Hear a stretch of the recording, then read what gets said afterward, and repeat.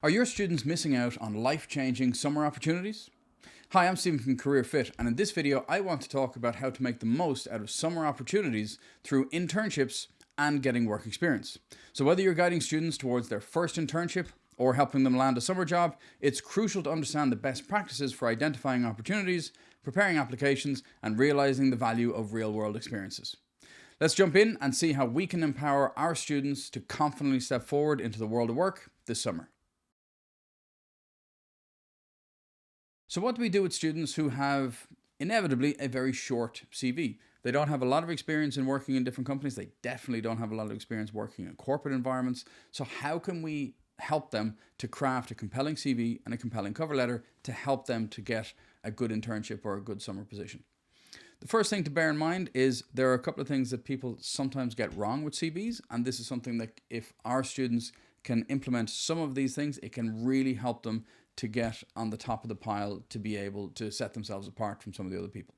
First of all, everything that they have done in their life so far is experience. So even if they don't have experience working in a company, everything they've done is experience. If they've been involved in a sports club, if they've been involved in committee, if they have a hobby on the side that has taught them anything. So they can have team players, they can have leadership abilities or experience because they've led the captain of their football team, or if they weren't a captain of their football team but they were part of the committee that was organizing all of the events and organizing the buses to go to the events, they have a great community spirit and they have a way of being able to connect with people and network with people. All of these are fantastic things to put into a CV to show naturally how this person shows up, and if they show up like that when they're outside of work, the likelihood is they're going to show up like that in work. If they're naturally a person who brings people together and works with committees and works with groups of people being able to motivate people, they're going to be able to use those skills in the workplace.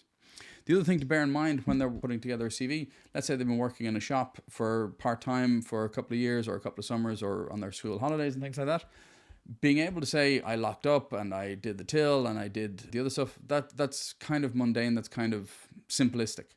What we need to be able to tell our students to do in their CV is to talk about what they enjoyed about that job. Did they enjoy the responsibility? Did they enjoy interacting with clients? Did they enjoy being able to see a job through from stock take to selling to being able to design the layout of some of the shelves?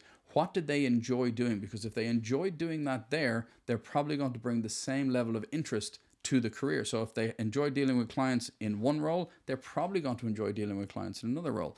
If they enjoyed the team building or the morale or being able to bring people together, they're probably going to enjoy it in that role. So it gives the employer a really clear idea of what they're likely to be like when they show up into work. The same with the cover letter. The cover letter is less about step by step, I did this and I did this and I did this. It's more about what did I enjoy, what did I learn about myself, what did I think was a really enjoyable part of the role, and why I would like to bring that to your organization as well.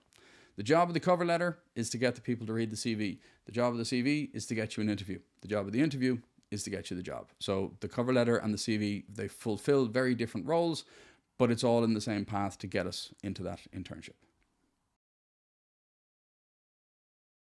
The big mistake that I see people making a lot in CVs and cover letters is not tailoring, especially the cover letter, to the job that's at hand. There are a lot of people who will write the same CV and the same cover letter to apply for a marketing role as they will for a finance role. They're very, very different roles and they require you to show very different parts of your personality. So if you're deciding to go for lots of different types of roles, please make sure that we're working with our students to get them to customize at the very least the cover letter to be able to show that they're putting in a little bit of time to tailor each application for each of the opportunities, to make sure that they mention the company or the industry or why that they're drawn to this particular part of this company or why they're drawn to this industry in particular as opposed to other industries. If they're looking for a marketing, for example, internship, why they want to be a marketing intern in this company as opposed to any other company. What is it about this company that they like? What is it about this particular industry that they like? So being able to take, you're still going to use about 50% of the same information in the cover letter, but being able to customize about 50 to 60% of it to drop in the right names or the right industry, the right information will give them a much better chance of the hiring manager to look at their cover letter, be impressed with it, and read the CV, which then hopefully will get them the interview. So make sure that the students are tailoring the applications for all of the different opportunities. And the final thing is preparing for interviews. The cover letter gets the hiring manager to read the CV, and the CV's job is to get us an interview. In an interview, everything is experience, the exact same as the CV. So we want to be going in, we want to see what the career is, what the internship is, what they're looking for, and where can we plug in some things that we've done in our private life, in our hobbies, in our extracurricular, or in our studies in our school. Where can we show that we have some kind of relevant experience? Whether it's being involved in a team, whether it's managing others, whether it's looking after the finances on a school trip, whether it's being able to talk to people at different levels and being able to be involved with teachers and students and things like that.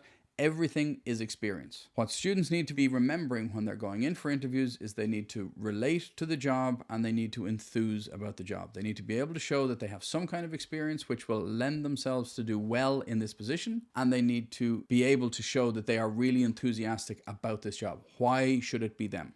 Because ultimately, every interviewer, no matter how daunting, no matter how intimidating it is, every interviewer is looking for two simple answers. They want to know the person sitting in front of them, can they do the job that they're hiring for? And do they want to do the job that they're hiring for? There are a myriad of different ways that they can go about finding out this, but ultimately those are the two questions. And if the students are going in confident that they can answer, yes, I am able to do this job, and yes, I am interested in doing this job, they will be head and shoulders above and stand out from the rest of the competition to be able to give themselves the best opportunity to do well and get that internship. If you found this video useful and you'd like to see more content aimed at supporting career guidance counsellors, please consider subscribing. If you have any thoughts or comments about helping students to secure summer opportunities, or if you have any suggestions for topics that you'd like to see covered on the channel, please get in touch. I'd love to hear from you. I look forward to speaking with you soon.